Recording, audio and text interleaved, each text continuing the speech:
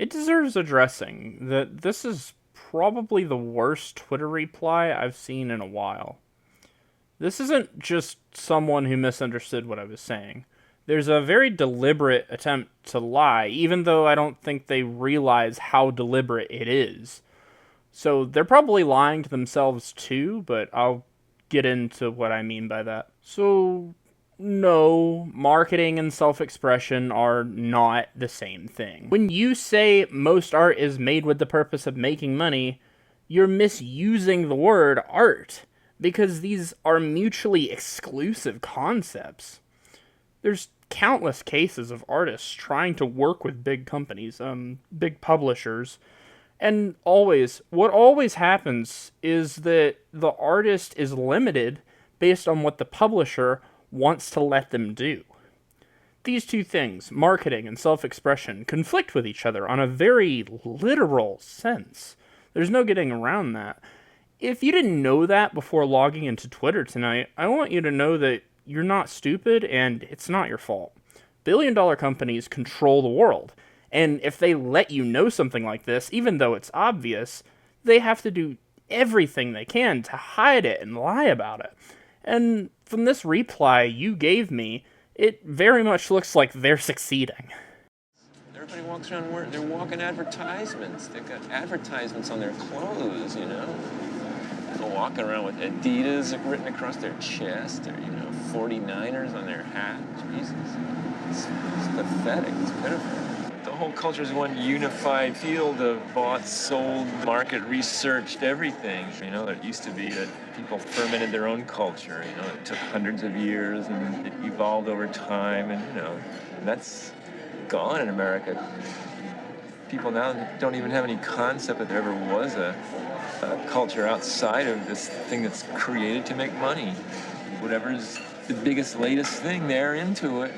You just get disgusted after a while with humanity for not having more kind of intellectual curiosity about, what's behind all this jive bullshit.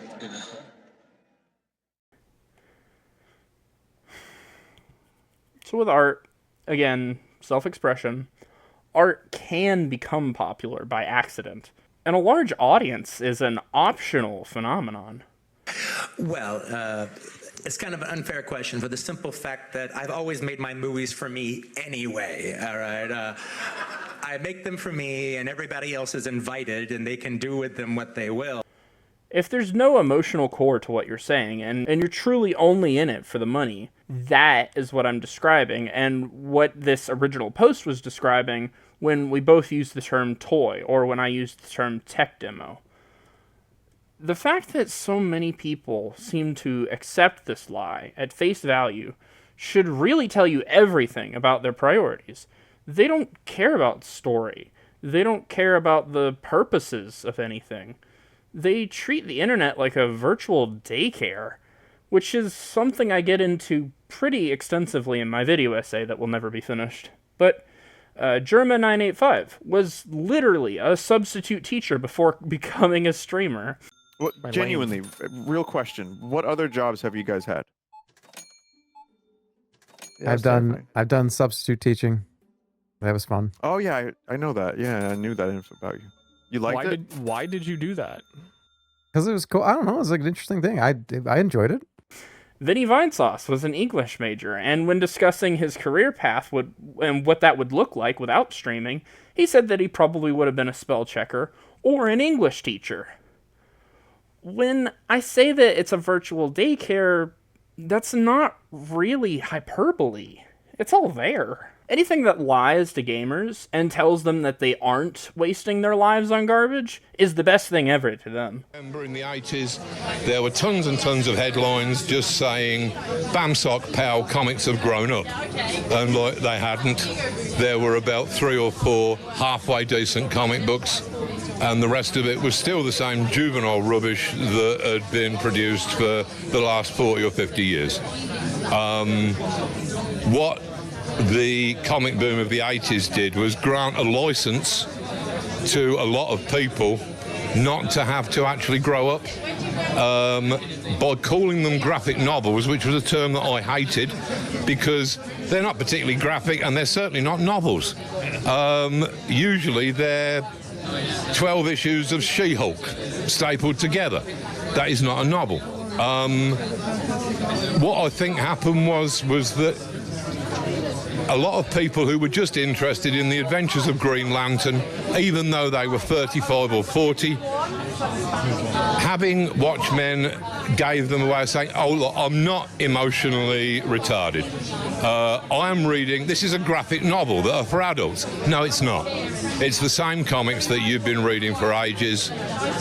I would feel happier about it if graphic novel actually meant something more than it does at the moment, which is big, expensive comic.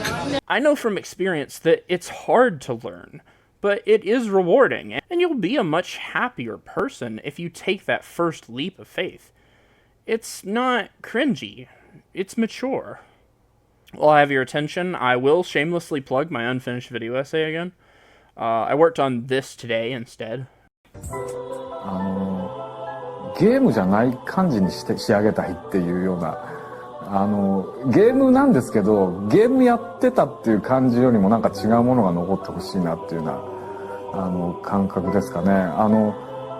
僕ほら例えばゲームっていろんなものがあるしスポーツゲームもあればパズルみたいなのもあるしっていうそういうもののなんていう要素をもう何でもかんでも吸収しちゃうようなゲームなところがあるので。ゲームをしてるんだけれどもいろんなことの体験をしてって最後にその物語全部が集約一つ終わりを迎えるみたいなそういうような遊びともつかないしゲームともつかないし何だったんだろうこれはなんかその疑似体験としてなんか面白いものを経験しちゃったなみたいなそういう感覚で終われるものになってくれればいいなといつも思ってますね。だからゼルダは何でも吸収できるし何をやってもゼルダとも言えるしうまいことをやらないとゼルダと言ってもらえないみたいな変な側面もあるしなんかね変な不思議なゲームです。はい。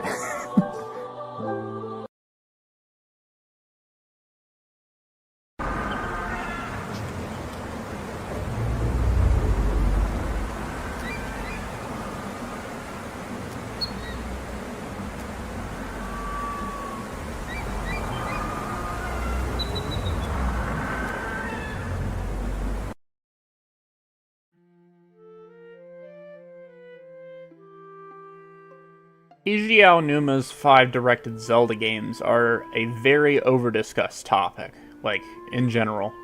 For reasons that we're going to get into, it's important to a lot of people to control the narrative about them, which you might also suspect this video is going to be an attempt at. What I would say is that these games are not perfect. They've got filler and problems.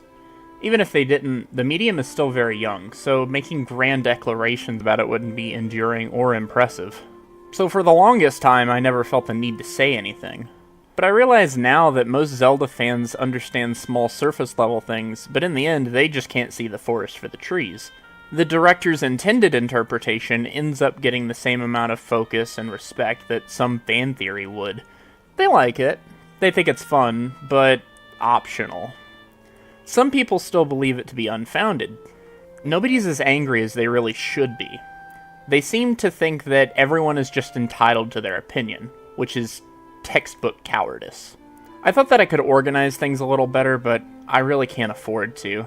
I promise by the end of it, I really do address everything, but I won't explain it in ludicrous detail, because I'm not trying to sell you on a stupid fan theory.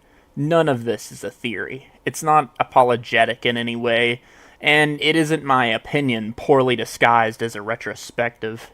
This is simply The Legend of Zelda as it was intended by Eiji Aonuma. I worked on this today instead. Maybe I'll do more of these small ones because I do get weirdly invested in Twitter considering that I hate social media, like, as a concept, but I just don't have that many other opportunities for human connection right now. I'm making the best of it. Regarding Eiji Aonuma and his 5 directed Zelda games, they are personal to him, but I wouldn't say that they're exclusively art under this definition that I'm giving in this video. I'm saving that mostly for section 4, where I talk about all the flaws with all the games, and also discuss some of the non-flaws, like the ones that Neryl describes in his Majora's Mask video. But suffice it to say, these games are very popular, and they were meant to be popular. I don't have any grand illusions about that. I'm less interested in Zelda for Zelda. What I'm interested in is the insight that Zelda gives us into the personality of its creator. Even though Zelda is pop art at best, there's specific scenes that I'm gonna talk about late into Section 3 that come directly from Aonuma's personal life.